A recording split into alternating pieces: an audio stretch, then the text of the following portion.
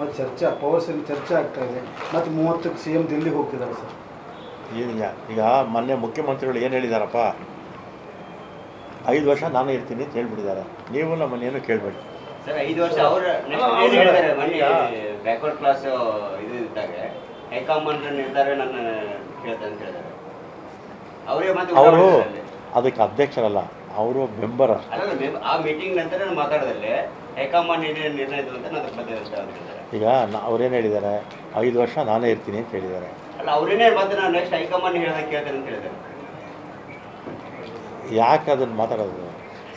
ಖರ್ಗೆ ಅವ್ರು ಏನು ಹೇಳಿದ್ದಾರೆ, ಖರ್ಗೆ ಅವರು ಎಲ್ಲೂ ಏನು ಮಾತಾಡಬಾರ್ದು ಅಂತ ಹೇಳಿದ್ದಾರೆ. ನಾನು ಮಾತಾಡೋದು.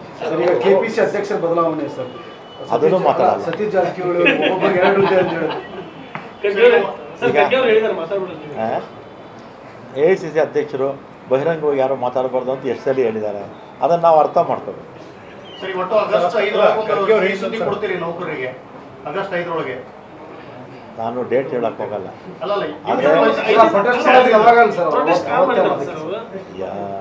ನಾನೇ ಅವ್ರ ಪರ ಇದ್ದೀನಲ್ಲ. ಯಾಕೆ?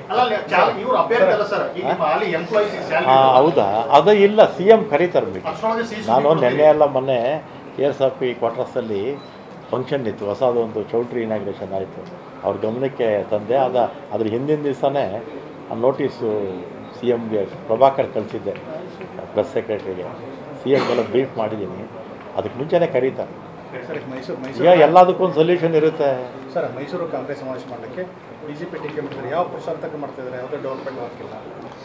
ಯಾರು? BJP ನಾಯಕರು ಈಗ ಮೈಸೂರಲ್ಲಿ ಸಾಧನಾ ಸಮಾವೇಶ ಮಾಡ್ತಾಯಿದ್ದೀವಿ ಅಂತ ಆರ್ ಅಶೋಕ್ ಅವರು ಮಾತಾಡಿದ್ದಾರೆ, ಶೋಭಾ ಕರಂದ್ಲಾಜೆ ಅವರು ಮಾತಾಡಿದ್ದಾರೆ, ಆಮೇಲೆ ನಾರಾಯಣ ಸ್ವಾಮಿ ಅವರು ಮಾತಾಡಿರ್ತಾರೆ, ಆಮೇಲೆ ಇನ್ನೂ ಎಲ್ಲ ಬೇರೆಯವರೆಲ್ಲ ಮಾತಾಡ್ತಾರೆ. ನಾವು ಸಾಧನೆ ಮಾಡಿದ್ದೀವಿ, ಸಾಧನಾ ಸಮಾವೇಶ ಮಾಡ್ತೀವಿ.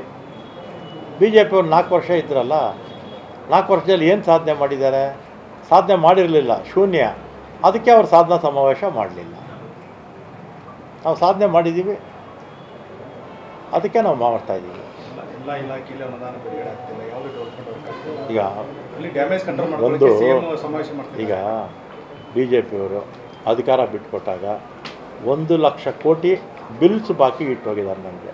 ಹರಿಶ್ಚಂದ್ರ ಥರ ಮಾತಾಡ್ತಾರೆ. ಎಷ್ಟು? 1 ಲಕ್ಷ ಕೋಟಿ.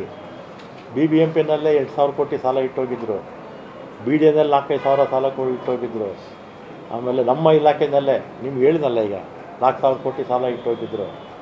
ಅದೇ ರೀತಿ KEBನಲ್ಲಿ, ಎಲ್ಲೆಲ್ಲಿ ನಾವು UDನಲ್ಲಿ ಎಲ್ಲ ಕಡೆ ಬಿಲ್ಗಳು ಬಾಕಿ ಇಟ್ಟೋಗಿದ್ರು. ಆಮೇಲೆ ಅನುದಾನ ಇಲ್ಲದೇ 1.5 ಲಕ್ಷ ಕೋಟಿಗಿಂತಲೂ ಹೆಚ್ಚು ಸ್ಯಾಂಕ್ಷನ್ ಮಾಡಿಬಿಟ್ಟೋಗಿ ಇವ್ರ ಆಡಳಿತದಲ್ಲಿ. ಈಗ ಅವರು ನಮಗೆ ನೀತಿ ಹೇಳೋಕ್ಕೆ ಬರ್ತಾರೆ.